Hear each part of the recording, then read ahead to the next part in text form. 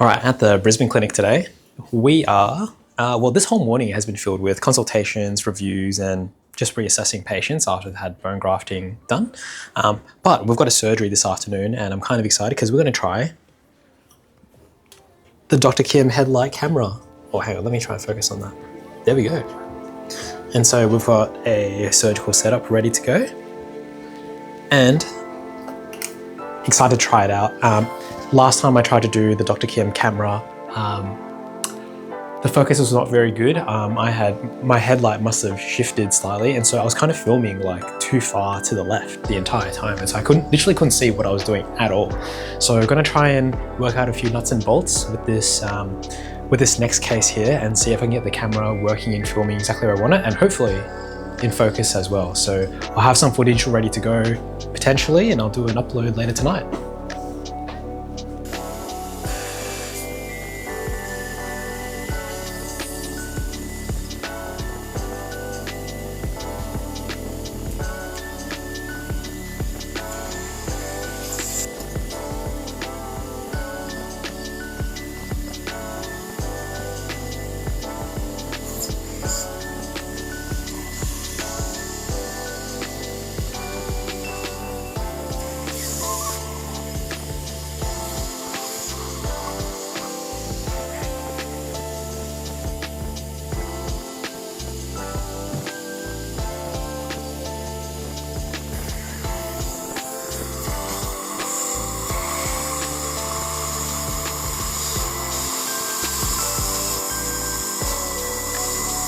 Taking an x-ray on a different room.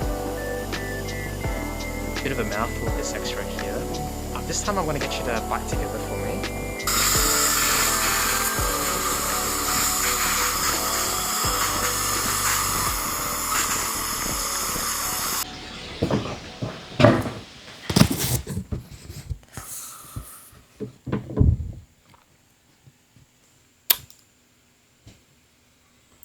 Sometimes I wear this cap because it kind of reminds me to just lock in sometimes. I had a cap exactly like this years ago, and I wore it a lot to the point where the color faded. My sweat would literally stain it, and the salt crystals from the sweat would make it go all crusty, and it was kind of gross. But I kind of refused to wash that cap. It didn't smell or anything, but it was kind of filthy. But the reason why I didn't want to wash it was because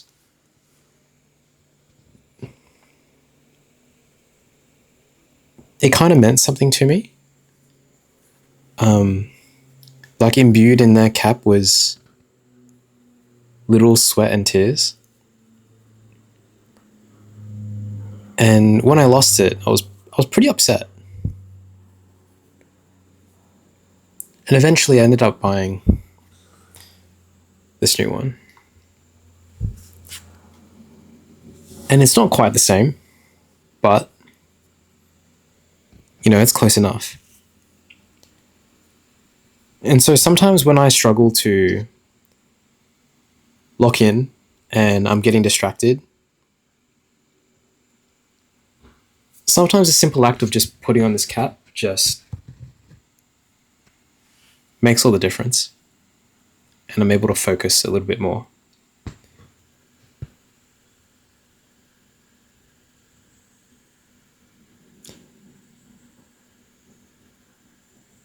So I'm getting distracted, but the last few days I've been kind of being slack on a few things. The ball is definitely moving, but it's been slower than what I would have liked. And something I wanted to talk about was the feeling of imposter syndrome, where I'm 10 years out of uni basically at this point. And there are times where I still very much feel like I'm a new grad. I still get called young by my patients. There are situations where I'm not 100% sure if this is the best thing to do for the patient, but I know it's probably better than doing nothing. And it's weird that dentists turn to me for advice now.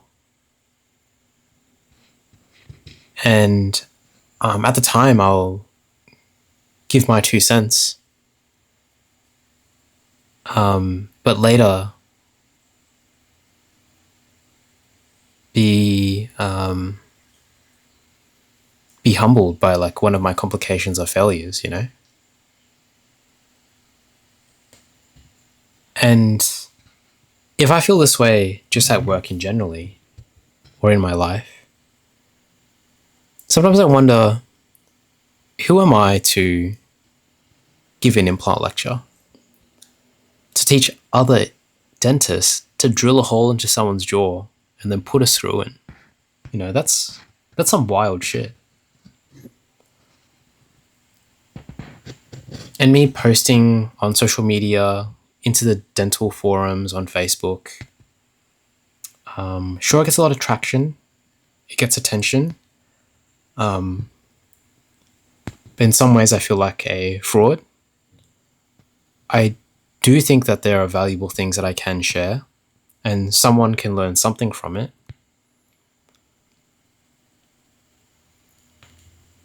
But I kind of feel like I'm putting on an act, and I'm kind of just waiting for the curtain to fall and unveil what a lackluster character I might have.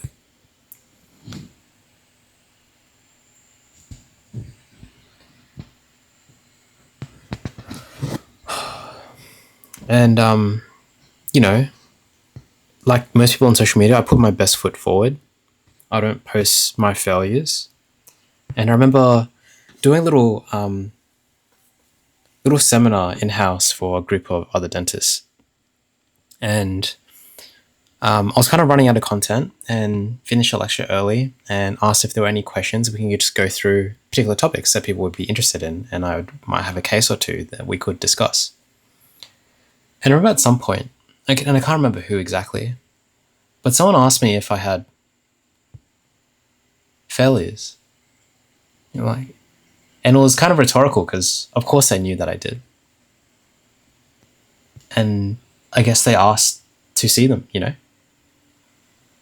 And so I don't have many photos of my failures because it's really hard to pick up a camera and immortalize your mistakes and shortcomings.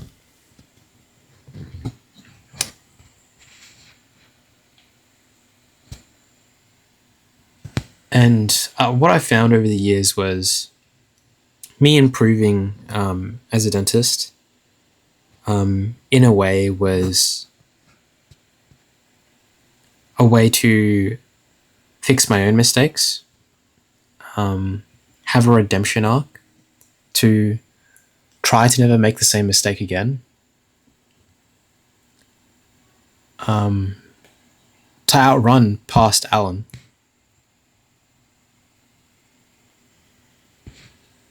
Someone I wasn't necessarily proud to be.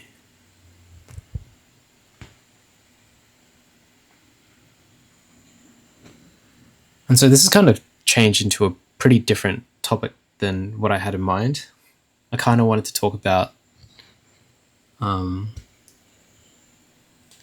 a little bit of like what it's like to have imposter syndrome, because I feel like I have a degree of that. Like, I don't know papers and stuff like that off the top of my head, or scientific research. I'm not a specialist. Like, I'm not someone with 20, 30 years of experience under my belt doing like world class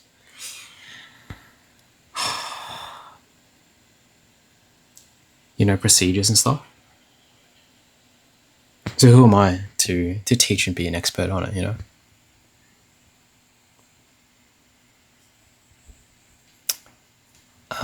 But you know what? Maybe we'll just keep this trend going, and